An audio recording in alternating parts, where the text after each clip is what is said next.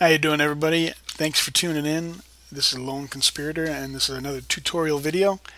This one is going to cover the way you can create a method to destroy barriers, roadblocks, vehicle wrecks, things that aren't normally destroyable.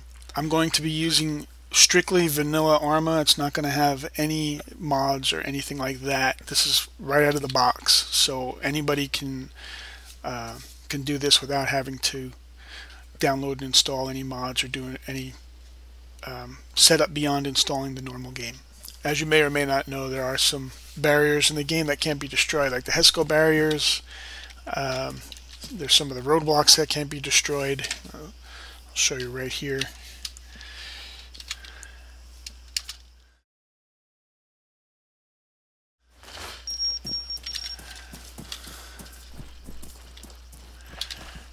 You'll see when I set off the explosive, the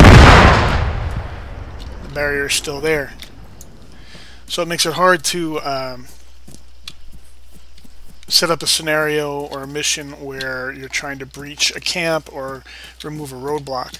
So I'm going to go through some simple steps to create some removable barricades and barriers so that you can add it to your mission. Alright, so I've created a simple mission here on Stratus, and I've put in a couple of Hesco barriers or H barriers, and then there's a truck wreck here. And what I've done is I've taken some IEDs. This is the large IED dug in, and these can be found. Select the side empty, go to mines under your class, and then under unit you can select dug in IED, which looks like a little mound of dirt, or the large IED, which is urban, and that looks like it's a little pile of trash. Depends on where you're setting this up. The urban one will look better in a town, on a road, because it looks like some trash piled up against it, whereas the other one, it's a little more camouflage, so if you don't want it to show as much, this would be the one to use. And what you do is you take those, when you place them in your mission, you place them down. Make sure you give it a name. Each one that you're going to use has to have a unique name. So in this case, for this particular one, I'm using Bomb 2. And that's all you have to do is just put Bomb 2 and place it next to the barrier. Make sure you don't put it underneath, because when you set off your explosion next to the barrier, this barrier will protect the IED from the explosion. So you have to make sure it's exposed. So put it out here on the edge. And then once you do that, create a trigger. And in the condition, put exclamation point alive, which means not alive, space, and the name of your IED, which in this case is Bomb 2. And then what this does is it detects whether the bomb has been destroyed or not. And once it's been detected as destroyed, you're going to put this in the on activation block, which is delete vehicle, no space between those two words, delete vehicle, space, and then the name of the barrier, which in this case is block 1. I didn't show you that earlier, but when you place down your barriers or whatever you want to remove, make sure you give it a name. And that's all you have to do is just name it, just like the IED. And it's that simple. So now when we go to preview the mission, I see a charge. Spotted a charge. And we'll pick up some explosives here.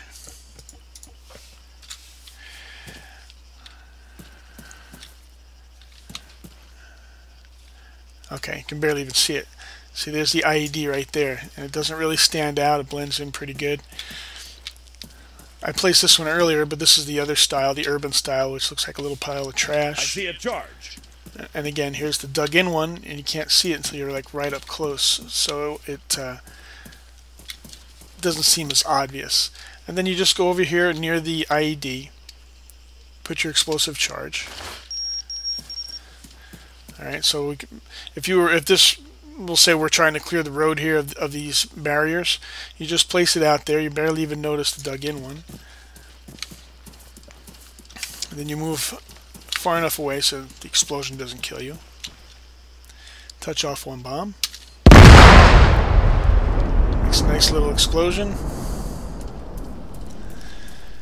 And the barrier is gone. And the other thing about using the IED, which I like, is it leaves debris and shrapnel. Sometimes you'll see little fires laying around on the ground. Alright, I restarted the mission. I've already placed explosives by these barriers again. We'll do all three at once. I'll place one by the truck here. You can even place it on the other side of the truck if you want. The explosion is usually big enough.